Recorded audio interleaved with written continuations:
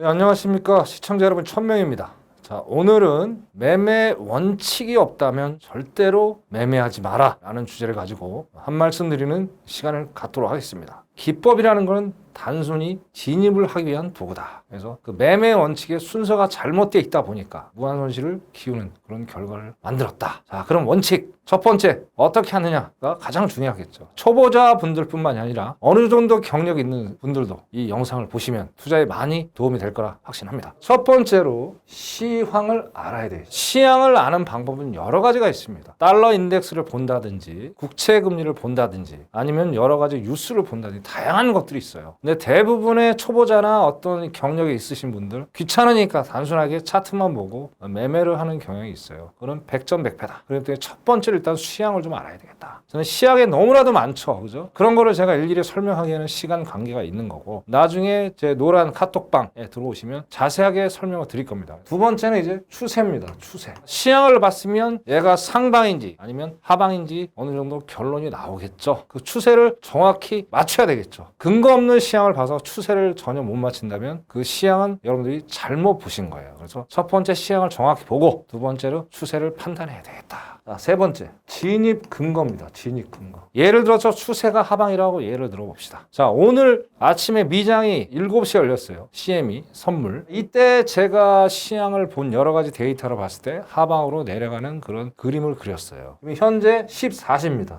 14시까지 계속 상당히 긴 시간 동안 계속 하락장이었어요. 그러면 7시부터 그죠? 14시까지 하방으로 내려왔던 그런 시향을 저는 분석을 정확히 했고, 우리 정혜원님 들어가 해서 하방으로 보면서 계속 수익을 냈어요. 그럼 네 번째로 중요한 게 있어요. 네 번째 뭐냐? 진입을 해야 되겠죠. 진입. 이게 제일 중요한 거죠. 이제 확신이 섰잖아요. 진입 근거까지 나왔기 때문에. 제가 영상을 많이 제가 기법을 설명을 드렸어요. 이걸 보신 분들은 쉽게 이해가 빠를 겁니다. 자, 밑에 RSI가 모멘텀이라고 분명히 말씀드렸어요. 그렇죠? 추세, 진입 근거. 자, 여기 파란 게 나왔어요. 자, 그러면 진입을 해야 될 거 아니에요. 자, MACD 추세선 요걸 보고 위에 올라가셔서 진입을 하시면 돼요. 그래서 그 근거를 가지고 진입을 하시는 거예요. 그래서 계속 수익을 내면 되겠다. 다섯 번째는 뭡니까? 손절을 해야 되겠죠. 제일 손절 중요하다고 제가 누누이 강조를 했습니다. 자, 일단 추세가 맞다 치더라도 어느 순간 갑자기 힙소가 나와서 우리가 엉뚱한 방향으로 가는 경우가 있죠. 물론 대부분의 제가 갖고 있는 이 지표는 기법들은 어느 정도 신뢰성이 있지만 항상 변수라는 게 존재해요. 그러다 보니까 막대한 손실을 키우는 경우가 우리가 상당히 비일비재합니다. 그럴 때 손절을 잡게 되면 어떡합니까? 손실을 폭을 줄일 수가 있겠죠. 그래서 엄청난 데미지를 안 입힐 수 있겠다.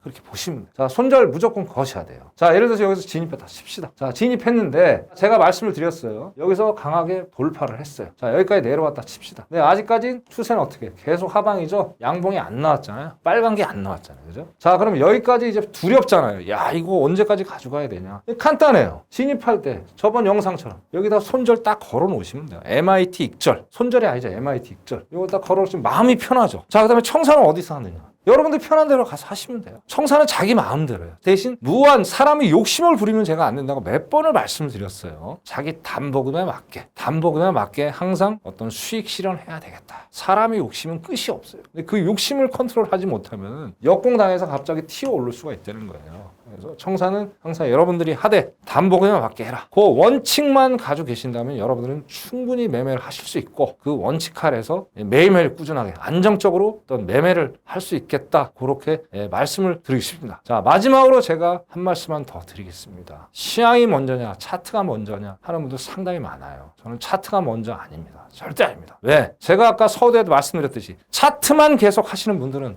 매일매일 에브리데이 손실을 볼 수밖에 없는 상황이, 그게 바로 파생시장입니다. 왜? 이 기법이라는 거는 많은 사람들이 경험한 것들이에요. 시계에서 우리나라 메이저들, 그죠? 전 세계 메이저들이 이 기법 다 알고 있어요. 그렇기 때문에 기법을 항상 메인으로 두지 마시고 또 시향을 먼저 보면서 진입하는 그런 근거로만 기법을 사용해라 라는 말 마지막으로 꼭 당부드리겠습니다. 잊지 마십시오. 어쨌든 이 매매 원칙을 가지고 성공적인 투자가 되시기를 간절히 이 천명이 바라겠습니다. 다음 시간에 더 알찬 내용으로 찾아뵙는 시간 갖도록 하겠습니다. 감사합니다.